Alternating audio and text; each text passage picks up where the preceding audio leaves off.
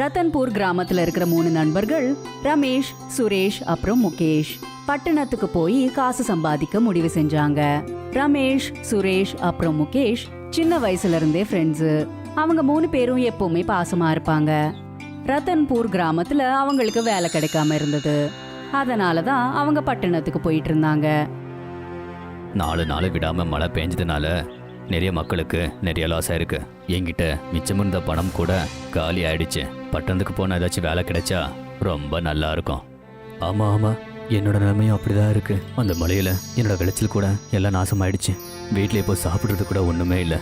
அந்த மழையில என்னோட வீடே முழுகி போச்சு. நான் சிட்டிக்கு போய் நல்லா சம்பாரிச்சு அந்த காசை எடுத்துட்டு வந்து வீடை சரி பண்ணுவான்னு எங்க அப்பா அம்மா எதிர்பார்த்துக்கிட்டே இருக்காங்க.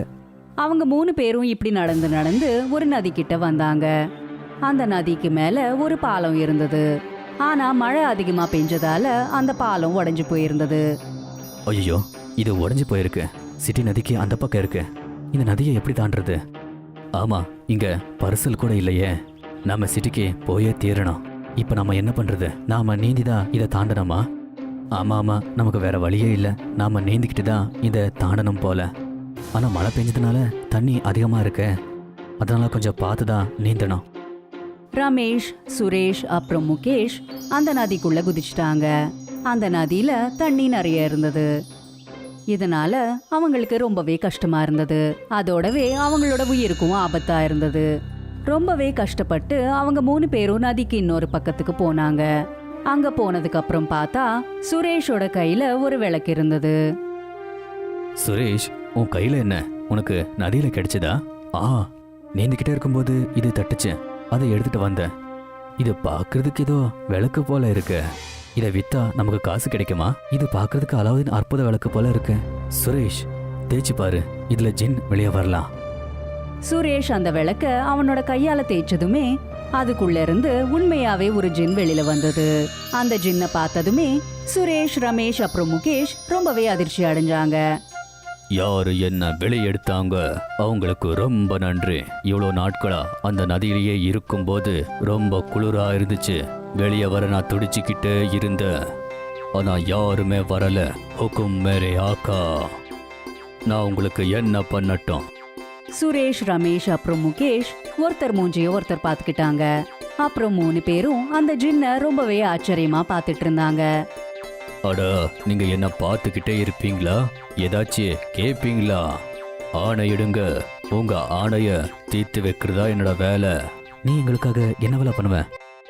நீங்க என்ன சொன்னாலும் அதை நான் பண்ணுவேன். இன்னொரு விஷயம், தப்பான செயலை நான் பண்ணவே மாட்டேன். நாங்க சிட்டிக்கு போய் நல்லா சம்பாதிக்க விருப்பப்படுறோம். அதுக்கு நீ எங்களுக்கு உதவி பண்றியா? நான் பண்றேன். உங்களுக்கு காசு சம்பாதிக்க நான் உதவி பண்றேன். ஆனா எப்படி? நீங்க 3 பேருமே சிட்டிக்கு போய் ஹோட்டல் ஓபன் பண்ணுங்க.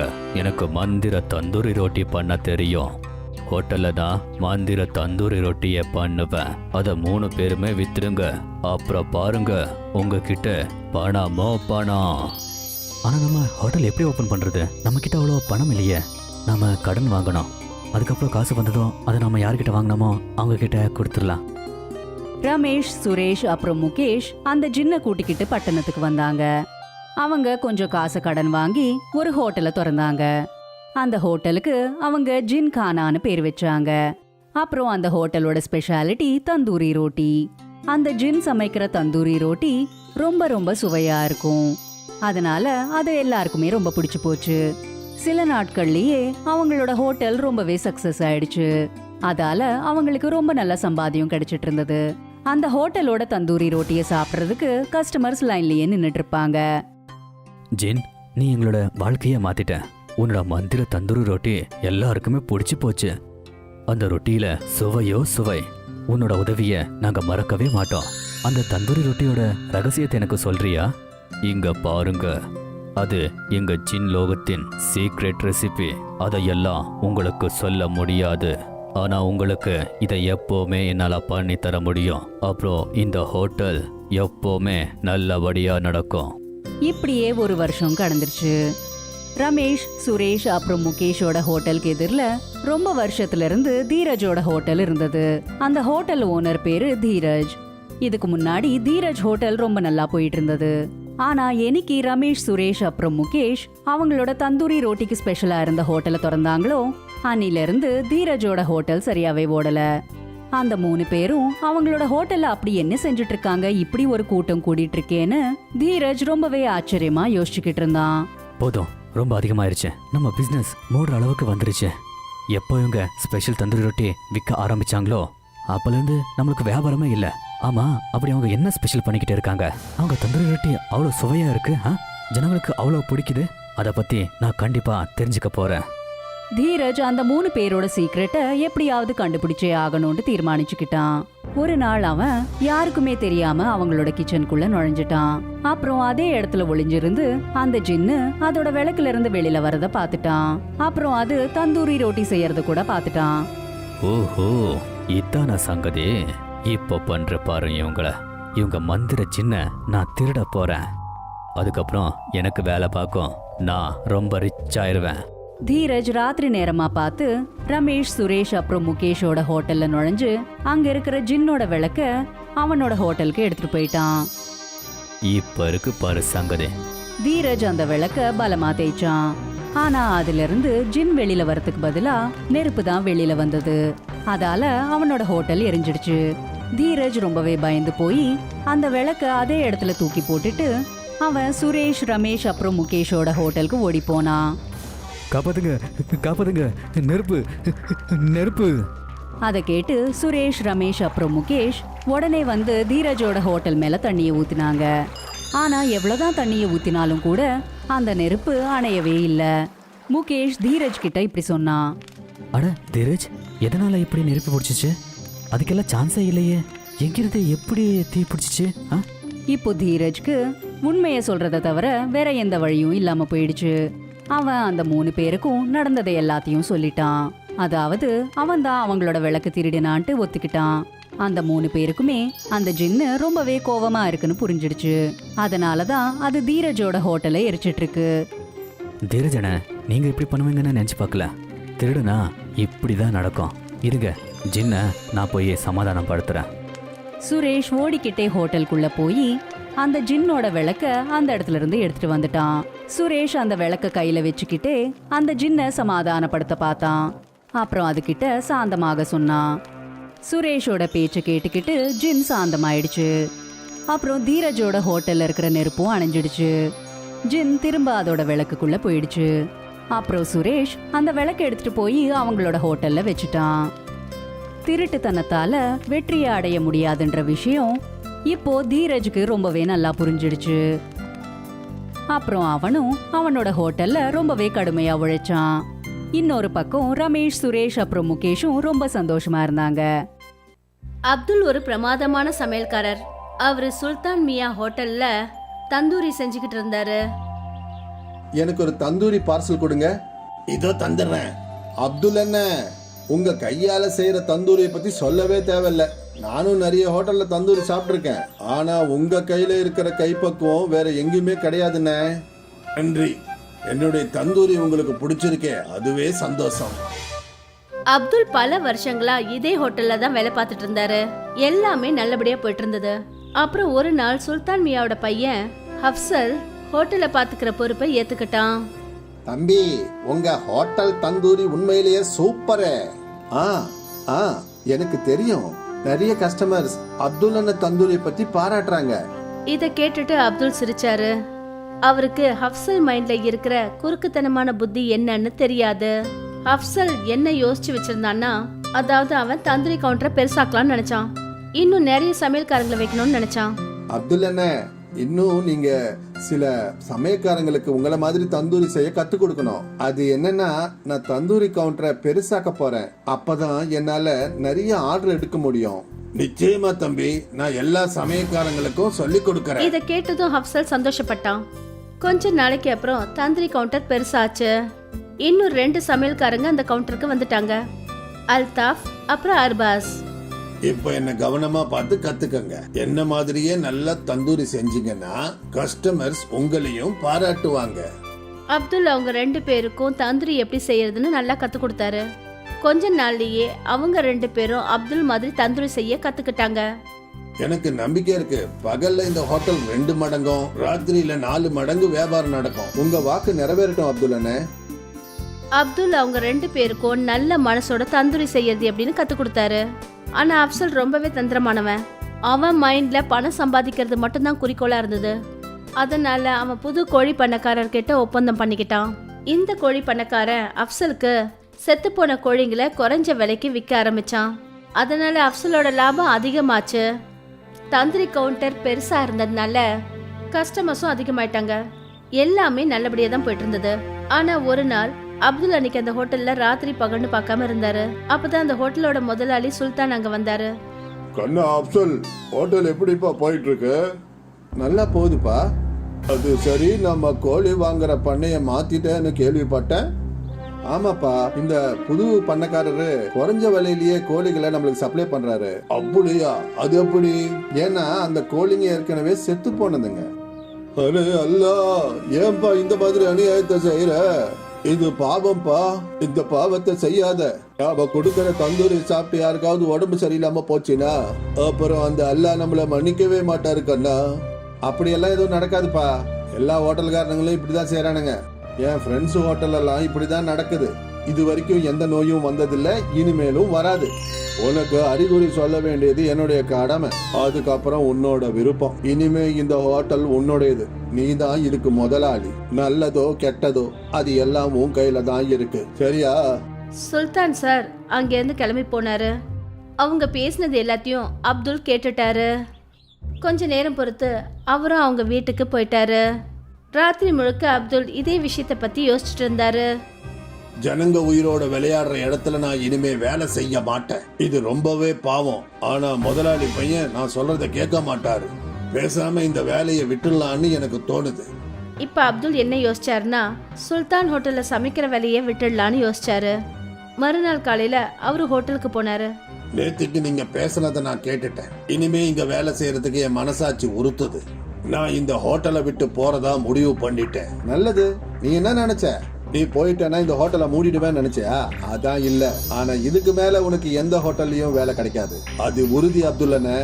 அத நான் ஏத்துக்கிறேன். வேலை இல்லாம நான் இருந்துருவேன். இந்த மாதிரி ஏமாத்தி சம்பாதிக்க நான் விரும்புறேன்.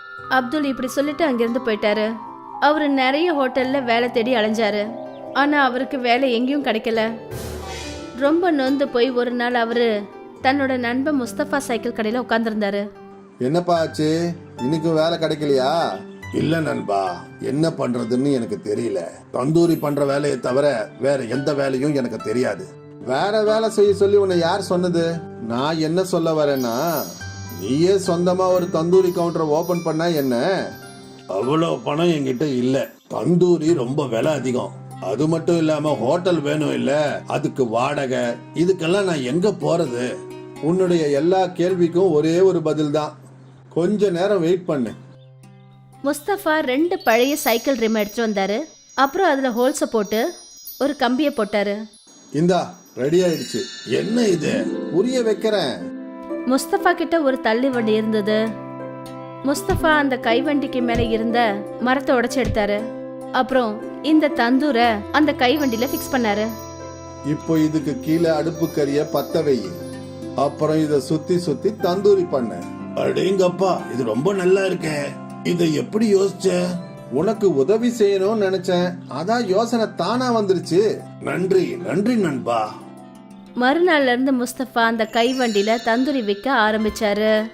தந்தூரி செய்யறதுல முஸ்தபா கை தேர்ந்தாளு. ஆனா அவர்கிட்ட ஹோட்டல் இல்ல. அதனால அவரோட தந்தூரி விலையும் ரொம்ப குறைவா தான் இருந்தது. முஸ்தபாவோட தள்ளுவண்டி தந்தூரி கடையில கஸ்டமர்ஸ் கூட்டம் எப்பவுமே இருந்துகிட்டே இருந்தது. அதே சுல்தான் ஹோட்டல்ல ஃபுட் ஆஃபீஸர்ஸ் வந்து செக் பண்ணாங்க.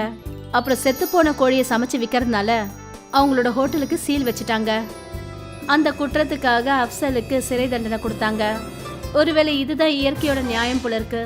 நல்லவங்களுக்கு எப்பவும் நல்லதுதான் நடக்கும், அப்புறம் கெட்டவங்களுக்கு கெட்டதுதான் நடக்கும். இதுக்கு தான் சொல்லுவாங்க, நல்லதை மட்டும் செய், நல்லதே நடக்கும். அப்துல் ஒரு பிரமாதமான சமையல்காரர். அவரு சுல்தான் மியா ஹோட்டல்ல தந்தூரி செஞ்சுக்கிட்டு இருந்தாரு. எனக்கு ஒரு தந்தூரி பார்சல் கொடுங்க. இதோ தந்துடுறேன். அப்துல் என்ன, உங்க கையால செய்யற தந்தூரியை பத்தி சொல்லவே தேவையில்ல. நானும் நிறைய ஹோட்டல்ல தந்தூரி சாப்பிட்ருக்கேன். ஆனா உங்க கையில இருக்கிற கைப்பக்குவம் வேற எங்கேயுமே கிடையாதுண்ணே. நன்றி. என்னுடைய தந்தூரி உங்களுக்கு பிடிச்சிருக்கே, அதுவே சந்தோஷம். அப்துல் பல வருஷங்களா இதே ஹோட்டல்ல தான் வேலை பார்த்துட்டு இருந்தாரு. எல்லாமே நல்லபடியா போயிட்டு இருந்தது. அப்புறம் ஒரு நாள் சுல்தான் மியாவோட பையன் ஹப்சல் ஹோட்டலை பாத்துக்கிற பொறுப்பை ஏத்துக்கிட்டான். தம்பி, உங்க ஹோட்டல் தந்தூரி உண்மையிலேயே சூப்பரே. ஆ ஆ எனக்கு தெரியும். நிறைய கஸ்டமர்ஸ் அப்துல் அண்ணன் தந்தூரி பத்தி பாராட்டுறாங்க. இத கேட்டுட்டு அப்துல் சிரிச்சாரு. அவருக்கு ஹப்சல் மைண்ட்ல இருக்கிற குறுக்குத்தனமான புத்தி என்னன்னு தெரியாது. ஹப்சல் என்ன யோசிச்சு வச்சிருந்தான்னா, அதாவது அவன் தந்தூரி கவுண்டரை பெருசாக்கலாம்னு நினைச்சான். இன்னும் நிறைய சமையல்காரங்களை வைக்கணும்னு நினைச்சான். அப்துல் அண்ணன், இன்னும் நீங்க சில சமயக்காரங்களுக்கு உங்களை மாதிரி தந்தூரி செய்ய கத்து கொடுக்கணும். அது என்னன்னா, நான் தந்தூரி கவுண்டரை பெருசாக்க போறேன். அப்பதான் என்னால நிறைய ஆர்டர் எடுக்க முடியும். நிச்சயமா தம்பி, நான் எல்லா சமயக்காரங்களுக்கும் சொல்லி கொடுக்கறேன். இத கேட்டதும் ஹப்சல் சந்தோஷப்பட்டான். கொஞ்ச நாளைக்கு அப்புறம் தந்தூரி கவுண்டர் பெருசாச்சு.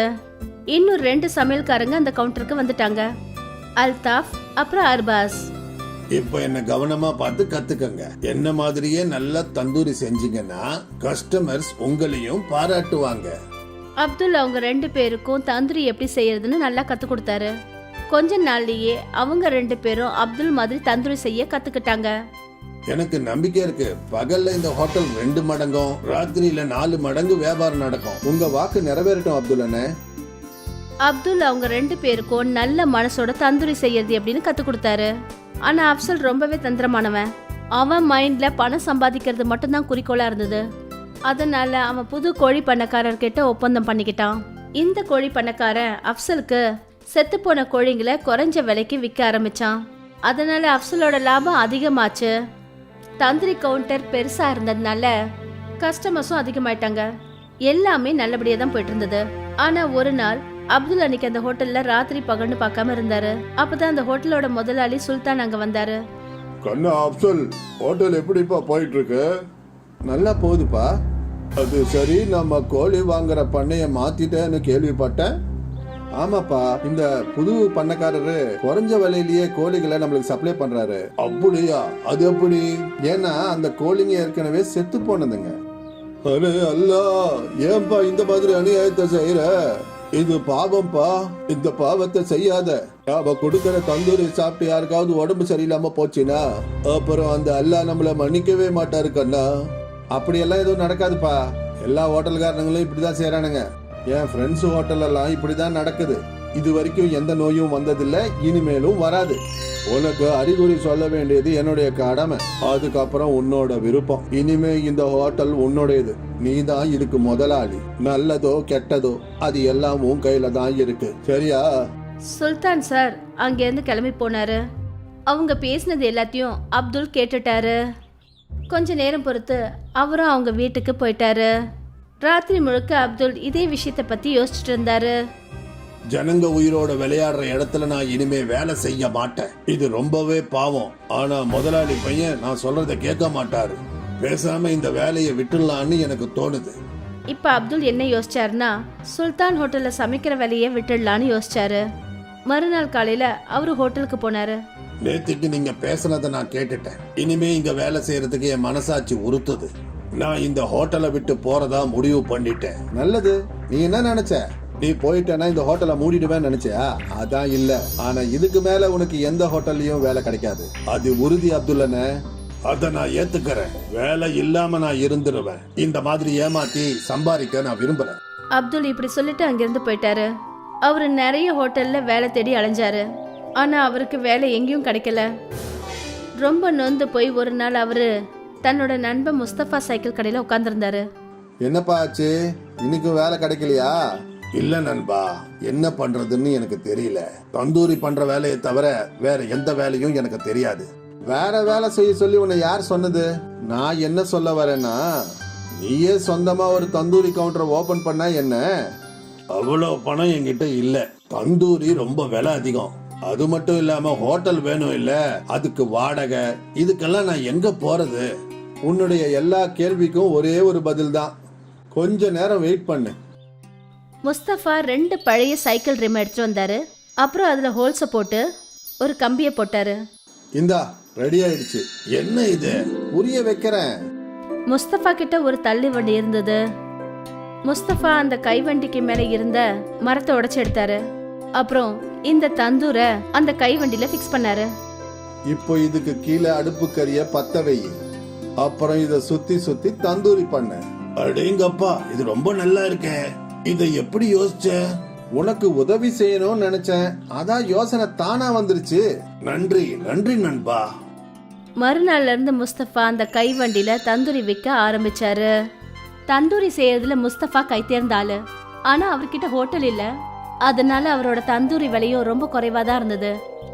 முஸ்தபாவோட தள்ளுவண்டி தந்தூரி கடையில கஸ்டமர்ஸ் கூட்டம் எப்பவுமே இருந்துகிட்டே இருந்தது.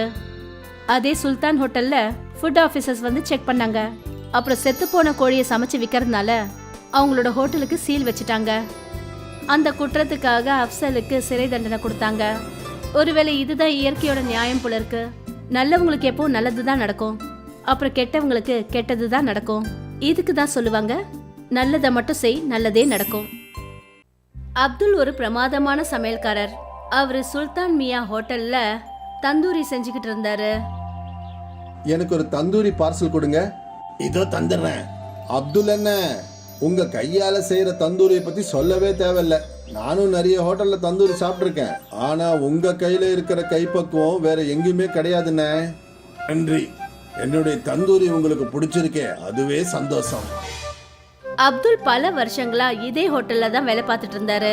எல்லாமே நல்லபடியா போயிட்டு இருந்தது. அப்புறம் ஒரு நாள் சுல்தான் மியாவோட பையன் ஹப்சல் ஹோட்டலை பாத்துக்கிற பொறுப்பை ஏத்துக்கிட்டான். தம்பி, உங்க ஹோட்டல் தந்தூரி உண்மையிலேயே சூப்பரே. எனக்கு தெரியும், நிறைய கஸ்டமர்ஸ் அப்துல் அண்ணன் தந்தூரி பத்தி பாராட்டுறாங்க. இத கேட்டுட்டு அப்துல் சிரிச்சாரு. அவருக்கு ஹப்சல் மைண்ட்ல இருக்கிற குறுக்குத்தனமான புத்தி என்னன்னு தெரியாது. ஹப்சல் என்ன யோசிச்சு வச்சிருந்தான்னா, அதாவது அவன் தந்தூரி கவுண்டரை பெருசாக்கலாம்னு நினைச்சான். இன்னும் நிறைய சமையல்காரங்களை வைக்கணும்னு நினைச்சான். அப்துல் அண்ணன், இன்னும் நீங்க சில சமயக்காரங்களுக்கு உங்களை மாதிரி தந்தூரி செய்ய கத்து கொடுக்கணும். அது என்னன்னா, நான் தந்தூரி கவுண்டரை பெருசாக்க போறேன். அப்பதான் என்னால நிறைய ஆர்டர் எடுக்க முடியும். நிச்சயமா தம்பி, நான் எல்லா சமயக்காரங்களுக்கும் சொல்லி கொடுக்கறேன். இத கேட்டதும் ஹப்சல் சந்தோஷப்பட்டான். கொஞ்ச நாளைக்கு அப்புறம் தந்தூரி கவுண்டர் பெருசாச்சு. இன்னும் 2 சமையல்காரங்க அந்த கவுண்டருக்கு வந்துட்டாங்க, அல்தாஃப் அப்புறம் அர்பாஸ். இப்ப என்ன கவனமா பார்த்து கத்துக்கங்க. என்ன மாதிரியே நல்லா தந்தூரி செஞ்சீங்கன்னா கஸ்டமர்ஸ் உங்களையும் பாராட்டுவாங்க. அப்துல் அவங்க 2 பேருக்கும் தந்தூரி எப்படி செய்யறதுன்னு நல்லா கத்து கொடுத்தாரு. கொஞ்ச நாள்லயே அவங்க 2 பேரும் அப்துல் மாதிரி தந்தூரி செய்ய கத்துக்கிட்டாங்க. எனக்கு நம்பிக்கை இருக்கு, பகல்ல இந்த ஹோட்டல் 2 மடங்கும், ராத்திரியில 4 மடங்கு வியாபாரம் நடக்கும். உங்க வாக்கு நிறைவேறட்டும் அப்துல் அண்ணே. அப்துல் அவங்க 2 பேருக்கும் நல்ல மனசோட தந்தூரி செய்யறது எப்படின்னு கத்து கொடுத்தாரு. ஆனா அப்சல் ரொம்பவே தந்திரமானவன். அவன் மைண்ட்ல பணம் சம்பாதிக்கிறது மட்டும்தான் குறிக்கோளா இருந்தது. அதனால அவன் புது கோழி பண்ணக்காரர் கிட்ட ஒப்பந்தம் பண்ணிக்கிட்டான். இந்த கோழி பண்ணக்காரன் அப்சலுக்கு செத்து போன கோழிங்களை குறைஞ்ச விலைக்கு விற்க ஆரம்பிச்சான். அதனால அப்சலோட லாபம் அதிகமாச்சு. தந்தூரி கவுண்டர் பெருசா இருந்ததுனால கஸ்டமர்ஸும் அதிகமாயிட்டாங்க. எல்லாமே நல்லபடியா தான் போயிட்டு இருந்தது.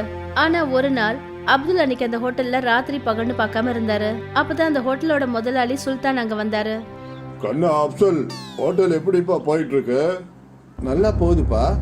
அது சரி, நம்ம கோழி வாங்குற பண்ணைய மாத்திட்டேன்னு கேள்விப்பட்டேன். ஆமாப்பா, இந்த புது பண்ணக்காரரு குறைஞ்ச விலையிலேயே கோழிகளை நம்மளுக்கு சப்ளை பண்றாரு. அப்படியா? அது எப்படி? ஏன்னா அந்த கோழிங்க ஏற்கனவே செத்து போனதுங்க. அரே அல்லா, ஏன்பா இந்த மாதிரி அநியாயத்தை செய்யற? இது பாவம்பா. இந்த பாவத்தை செய்யாத. அவ கொடுக்கற தந்தூரி சாப்பிட்டு யாருக்காவது உடம்பு சரியில்லாம போச்சுன்னா அப்புறம் அந்த அல்லாஹ் நம்மள மன்னிக்கவே மாட்டாரு கண்ணா. அப்படியெல்லாம் எதுவும் நடக்காதுப்பா. எல்லா ஹோட்டல்காரங்களும் இப்படிதான் செய்யறானுங்க. என் ஃப்ரெண்ட்ஸ் ஹோட்டல் எல்லாம் இப்படிதான் நடக்குது. இது வரைக்கும் எந்த நோயும் வந்ததில்லை, இனிமேலும் வராது. உனக்கு அறிகுறி சொல்ல வேண்டியது என்னுடைய கடமை. அதுக்கப்புறம் உன்னோட விருப்பம். இனிமே இந்த ஹோட்டல் உன்னுடையது. நீ தான் இதுக்கு முதலாளி. நல்லதோ கெட்டதோ அது எல்லாம் உன் கையில தான் இருக்கு, சரியா? சுல்தான் சார் அங்க இருந்து கிளம்பி போனாரு. அவங்க பேசினது எல்லாத்தையும் அப்துல் கேட்டுட்டாரு. கொஞ்ச நேரம் பொறுத்து அவரும் அவங்க வீட்டுக்கு போயிட்டாரு. ராத்திரி முழுக்க அப்துல் இதே விஷயத்தை பத்தி யோசிச்சுட்டு இருந்தாரு. ஜனங்க உயிரோட விளையாடுற இடத்துல நான் இனிமே வேலை செய்ய மாட்டேன். இது ரொம்பவே பாவம். ஆனா முதலாளி பையன் நான் சொல்றத கேட்க மாட்டாரு. பேசாம இந்த வேலையை விட்டுடலான்னு எனக்கு தோணுது. இப்ப அப்துல் என்ன யோசிச்சாருன்னா சுல்தான் ஹோட்டல்ல சமைக்கிற வேலையை விட்டுடலான்னு யோசிச்சாரு. மறுநாள் காலையில அவரு ஹோட்டலுக்கு போனாரு. நேத்துக்கு நீங்க பேசுனதை நான் கேட்டுட்டேன். இனிமே இங்க வேலை செய்யறதுக்கு என் மனசாட்சி உறுத்துது. நான் இந்த ஹோட்டலை விட்டு போறதா முடிவு பண்ணிட்டேன். நல்லது. நீ என்ன நினைச்ச? நீ போயிட்டேன்னா இந்த ஹோட்டலை மூடிடுவேன்னு நினைச்சியா? அதான் இல்ல. ஆனா இதுக்கு மேல உனக்கு எந்த ஹோட்டல்லையும் வேலை கிடைக்காது. அது உறுதி அப்துல்லண்ணே. அத நான் ஏத்துக்கிறேன். வேலை இல்லாம நான் இருந்துருவேன். இந்த மாதிரி ஏமாத்தி சம்பாதிக்க நான் விரும்புறேன். அப்துல் இப்படி சொல்லிட்டு அங்கிருந்து போயிட்டாரு. அவரு நிறைய ஹோட்டல்ல வேலை தேடி அலைஞ்சாரு. ஆனா அவருக்கு வேலை எங்கேயும் கிடைக்கல. ரொம்ப நொந்து போய் ஒரு நாள் அவரு தன்னோட நண்பன் முஸ்தபா சைக்கிள் கடையில உட்கார்ந்துருந்தாரு. என்னப்பா ஆச்சு? இன்னைக்கு வேலை கிடைக்கலையா? இல்ல நண்பா, என்ன பண்றதுன்னு எனக்கு தெரியல. தந்தூரி பண்ற வேலையை தவிர வேற எந்த வேலையும் எனக்கு தெரியாது. வேற வேலை செய்ய சொல்லி உன்னை யார் சொன்னது? நான் என்ன சொல்ல வரேன்னா, நீயே சொந்தமா ஒரு தந்தூரி கவுண்டரை ஓபன் பண்ணா என்ன? அவ்வளவு பணம் என்கிட்ட இல்ல. தந்தூரி ரொம்ப விலை அதிகம். அது மட்டும் இல்லாம ஹோட்டல் வேணும் இல்ல, அதுக்கு வாடகை, இதுக்கெல்லாம் நான் எங்க போறது? உன்னுடைய எல்லா கேள்விக்கும் ஒரே ஒரு பதில் தான். கொஞ்ச நேரம் வெயிட் பண்ணு. முஸ்தபா 2 பழைய சைக்கிள் ரிம் எடுத்துட்டு வந்தாரு. அப்புறம் அதுல ஹோல்ஸ போட்டு ஒரு கம்பியை போட்டாரு. இந்தா ரெடி ஆயிடுச்சு. என்ன இது? புரிய வைக்கிறேன். முஸ்தபா கிட்ட ஒரு தள்ளி வண்டி இருந்தது. முஸ்தபா அந்த கைவண்டிக்கு மேல இருந்த மரத்தை உடைச்சு எடுத்தாரு. அப்புறம் இந்த தந்தூரை அந்த கைவண்டியில ஃபிக்ஸ் பண்ணாரு. இப்போ இதுக்கு கீழே அடுப்பு கறிய பத்த வை. அப்புறம் இத சுத்தி சுத்தி தந்தூரி பண்ண. அடேங்கப்பா, இது ரொம்ப நல்லா இருக்கே. இத எப்படி யோசிச்ச? உனக்கு உதவி செய்யணும்னு நினைச்சேன். அதான் யோசனை தானா வந்துருச்சு. நன்றி நன்றி நண்பா. மறுநாள்ல இருந்து முஸ்தபா அந்த கைவண்டியில தந்தூரி விற்க ஆரம்பிச்சாரு. தந்தூரி செய்யறதுல முஸ்தபா கை தேர்ந்த ஆளு. ஆனா அவர்கிட்ட ஹோட்டல் இல்ல. அதனால அவரோட தந்தூரி விலையும் ரொம்ப குறைவா தான் இருந்தது. முஸ்தபாவோட தள்ளுவண்டி தந்தூரி கடையில கஸ்டமர்ஸ் கூட்டம் எப்பவுமே இருந்துகிட்டே இருந்தது. அதே சுல்தான் ஹோட்டல்ல ஃபுட் ஆபீசர்ஸ் வந்து செக் பண்ணாங்க. அப்புறம் செத்து போன கோழியை சமைச்சு விற்கிறதுனால அவங்களோட ஹோட்டலுக்கு சீல் வச்சுட்டாங்க. அந்த குற்றத்துக்காக அப்சலுக்கு சிறை தண்டனை கொடுத்தாங்க. ஒருவேளை இதுதான் இயற்கையோட நியாயம் போல இருக்கு. நல்லவங்களுக்கு எப்போ நல்லதுதான் நடக்கும், அப்புறம் கெட்டவங்களுக்கு கெட்டதுதான் நடக்கும். இதுக்கு தான் சொல்லுவாங்க, நல்லதை மட்டும் செய், நல்லதே நடக்கும். அப்துல் ஒரு பிரமாதமான சமையல்காரர். அவரு சுல்தான் மியா ஹோட்டல்ல தந்தூரி செஞ்சுக்கிட்டு இருந்தாரு. எனக்கு ஒரு தந்தூரி பார்சல் கொடுங்க. இதோ தந்துடுறேன். அப்துல் என்ன, உங்க கையால செய்யற தந்தூரியை பத்தி சொல்லவே தேவையில்ல. நானும் நிறைய ஹோட்டல்ல தந்தூரி சாப்பிட்டிருக்கேன். ஆனா உங்க கையில இருக்கிற கைப்பக்குவம் வேற எங்கேயுமே கிடையாதுண்ணே. நன்றி. என்னுடைய தந்தூரி உங்களுக்கு பிடிச்சிருக்கே, அதுவே சந்தோஷம். அப்துல் பல வருஷங்களா இதே ஹோட்டல்ல தான் வேலை பார்த்துட்டு இருந்தாரு. எல்லாமே நல்லபடியா போயிட்டு இருந்தது. அப்புறம் ஒரு நாள் சுல்தான் மியாவோட பையன் ஹப்சல் ஹோட்டலை பாத்துக்கிற பொறுப்பை ஏத்துக்கிட்டான். தம்பி, உங்க ஹோட்டல் தந்தூரி உண்மையிலேயே சூப்பரு. எனக்கு தெரியும். நிறைய கஸ்டமர்ஸ் அப்துல் அண்ணன் தந்தூரி பத்தி பாராட்டுறாங்க. இத கேட்டுட்டு அப்துல் சிரிச்சாரு. அவருக்கு ஹப்சல் மைண்ட்ல இருக்கிற குறுக்குத்தனமான புத்தி என்னன்னு தெரியாது. ஹப்சல் என்ன யோசிச்சு வச்சிருந்தான்னா, அதாவது அவன் தந்தூரி கவுண்டரை பெருசாக்கலாம்னு நினைச்சான். இன்னும் நிறைய சமையல்காரங்களை வைக்கணும்னு நினைச்சான். அப்துல் அண்ணன், இன்னும் நீங்க சில சமயக்காரங்களுக்கு உங்களை மாதிரி தந்தூரி செய்ய கத்து கொடுக்கணும். அது என்னன்னா, நான் தந்தூரி கவுண்டரை பெருசாக்க போறேன். அப்பதான் என்னால நிறைய ஆர்டர் எடுக்க முடியும். நிச்சயமா தம்பி, நான் எல்லா சமயக்காரங்களுக்கும் சொல்லி கொடுக்கறேன். இத கேட்டதும் ஹப்சல் சந்தோஷப்பட்டான். கொஞ்ச நாளைக்கு அப்புறம் தந்தூரி கவுண்டர் பெருசாச்சு. இன்னும் 2 சமையல்காரங்க அந்த கவுண்டருக்கு வந்துட்டாங்க, அல்தாஃப் அப்புறம் அர்பாஸ். இப்ப என்ன கவனமா பார்த்து கத்துக்கங்க. என்ன மாதிரியே நல்லா தந்தூரி செஞ்சீங்கன்னா கஸ்டமர்ஸ் உங்களையும் பாராட்டுவாங்க. அப்துல் அவங்க 2 பேருக்கும் தந்தூரி எப்படி செய்யறதுன்னு நல்லா கத்து கொடுத்தாரு. கொஞ்ச நாள்லயே அவங்க 2 பேரும் அப்துல் மாதிரி தந்தூரி செய்ய கத்துக்கிட்டாங்க.